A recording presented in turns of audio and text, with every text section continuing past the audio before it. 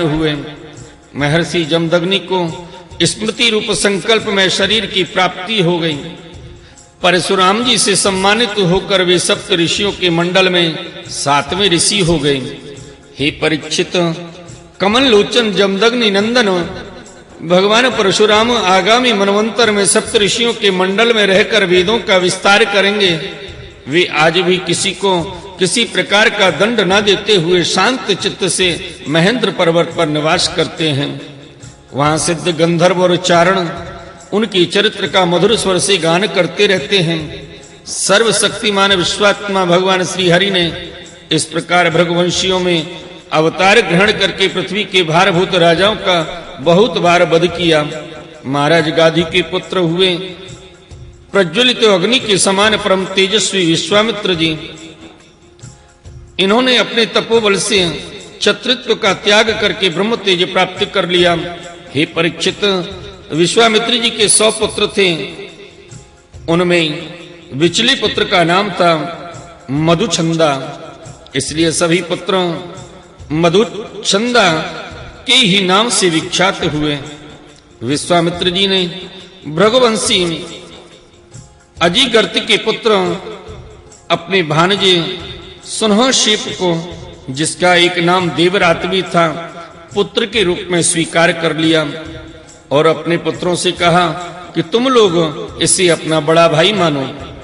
यह वही प्रसिद्ध भृगुवंशी सुनहशेप था जो हरिश्चंद्र के यज्ञ में यज्ञ पशु के रूप में मूल लेकर लाया गया था। विश्वामित्र जी ने प्रजापति वरुण आदि देवताओं की स्तुति करके उसी पाश बंधन से छुड़ा लिया था। देवताओं के यज्ञ में यह सुनहशेप देवताओं द्वारा विश्वामित्र जी को दिया गया था। अतः देवे रात इस व्युत्पत्ति के अनुसार गाधी वंश में यह तपस्वी देवरात के नाम से विख्यात हुआ। विश्वामित्र जी के पुत्रों में जो बड़े थे, उन्हें सुनहशेप को बड़ा भाई मानने की बात अच्छी ना लगी।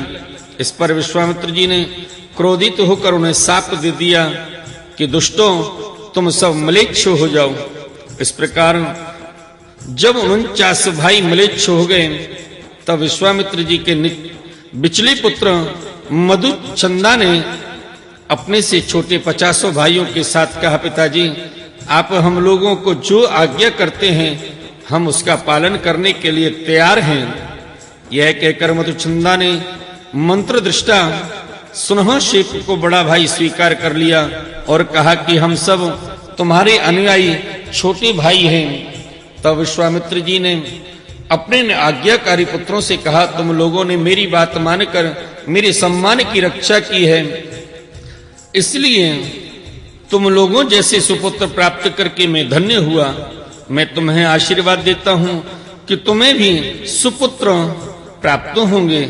मेरे प्यारे पुत्रों, यह देवरात सुनहशेप भी तुम्हारे ही गोत्र का है, तुम लोग इसकी आज्ञा में रहना। हे परीक्षित, विश्वामित्र जी के अष्टक, हारित, जय और कृतमन आदि और भी पुत्र थे। इस प्रकार विश्वामित्र जी की संतानों से कौशिक गोत्र में कई भेद हो गए और देवरात को बड़ा भाई मानने के कारण उसका प्रवर ही दूसरा हो गया। बोले श्रीमद् भागवत महापुराण की जय। आइए भक्त वृंदो, श्रीमद् भागवत महापुराण के 9वें स्कंद में 17वां अध्याय क्षत्रवृद्ध रजि आदि राजाओं के वंश का वर्णन श्रवण करें। श्री सुखदेव जी कहते हैं, हे परीक्षित, राजेंद्र पुरूरवा का एक पुत्र था आयु। उसके 5 लड़के हुए, नहुस, क्षत्रवृद्ध, रजि, शक्तिशाली रंभ और अनेना। अब क्षत्रवृद्ध का वंश सुनो। क्षत्रवृद्ध के पुत्र थे सुहोत्र। सुहोत्र के 3 पुत्र हुए, काश्य, कुश और गृत्समद। गृत्समद का पुत्र हुआ शुनक। इसी शुनक के पुत्र ऋग्वेदियों में श्रेष्ठ मुनिवर शौनक जी हुए। कश्यप का पुत्र काशी और काशी का राष्ट्र का दीर्घतम और दीर्घतमा के धन्वंतरी यही आयुर्वेद के प्रवर्तक हैं। ये यज्ञ भाग के भोक्ता और भगवान वासुदेव के अंश हैं। इनके स्मरण मात्र से ही सब प्रकार के रोग दूर हो जाते हैं।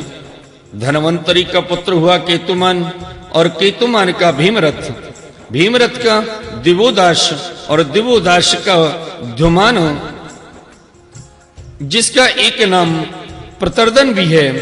यही ध्युमान शत्रुजित वत्स, ऋतिध्वज और कुवलय अश्व के नाम से भी प्रसिद्ध है। ध्युमान के ही पुत्र अलर्क आदि हुए। हे परीक्षित, अलर्क के सिवा और किसी राजा ने 66,000 वर्ष तक युवा रहकर पृथ्वी का राज्य नहीं भोगा। अलर्क का पुत्र हुआ संतति, संतति का सुनीत और सुनीत का सुकेतन, सुकेतन का धर्मकेतु और धर्मकेतु का सत्यकेतु, सत्यकेतु से दृष्टकेतु, दृष्टकेतु से राजा सुकुमार, सुकुमार से बीतहोत्र, बीतहोत्र से भर्ग और भर्ग से राजा भार्गव भूमि का जन्म हुआ।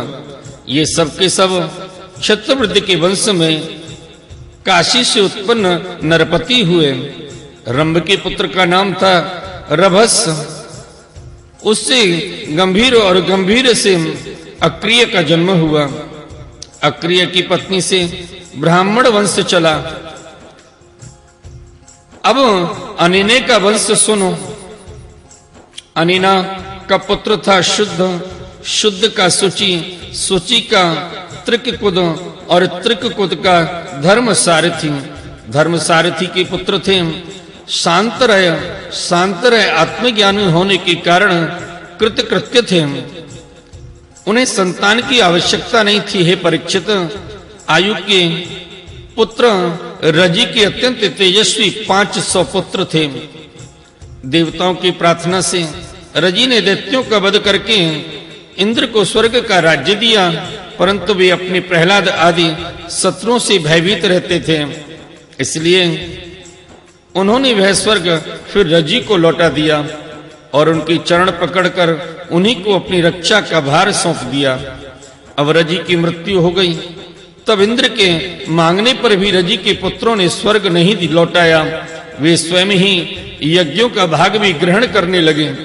तब गुरु बृहस्पति जी ने इंद्र की प्रार्थना से अभिचार विधि से हवन किया। इससे वे धर्म के मार्ग से भ्रष्ट हो गए।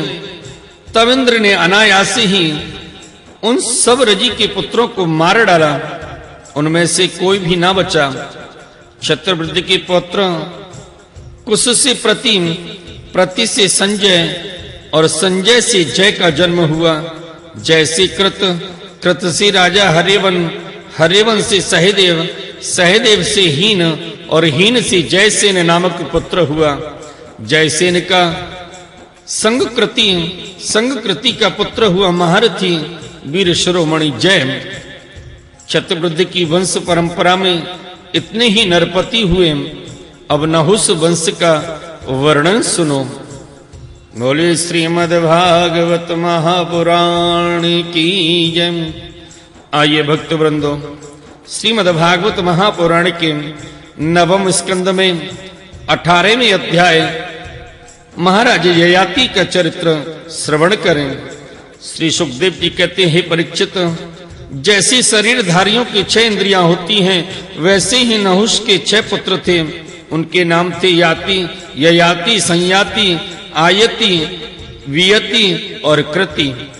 नहुष अपने बड़े पुत्र यति को राज्य देना चाहते थे, परंतु उसने स्वीकार नहीं किया, क्योंकि वह राज्य पाने का परिणाम जानता था। राज्य एक ऐसी वस्तु है कि जो उसके दाव पेच और प्रबंध आदि में भीतर प्रवेश कर जाता है, वे अपने आत्म स्वरूप को नहीं समझ सकता।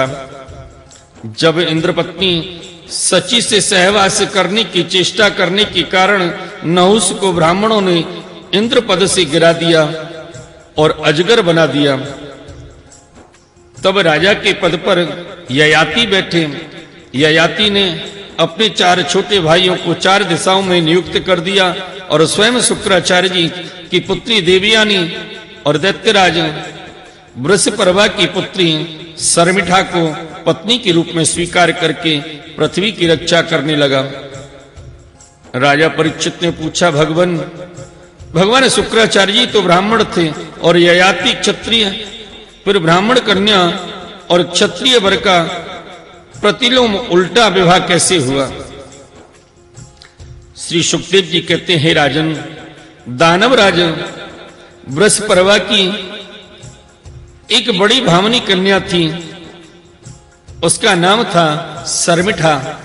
वह एक दिन अपनी गुरु पुत्री देवयानी और हजारों सखियों के साथ अपनी राजधानी के श्रेष्ठ उद्यान में टहल रही थी। उस उद्यान में सुंदर सुंदर पुष्पों से लदे हुए अनेकों वृक्ष देखे। उसमें एक बड़ा ही सुंदर सरोवर था। सरोवर में कमल खिले हुए थे और उन पर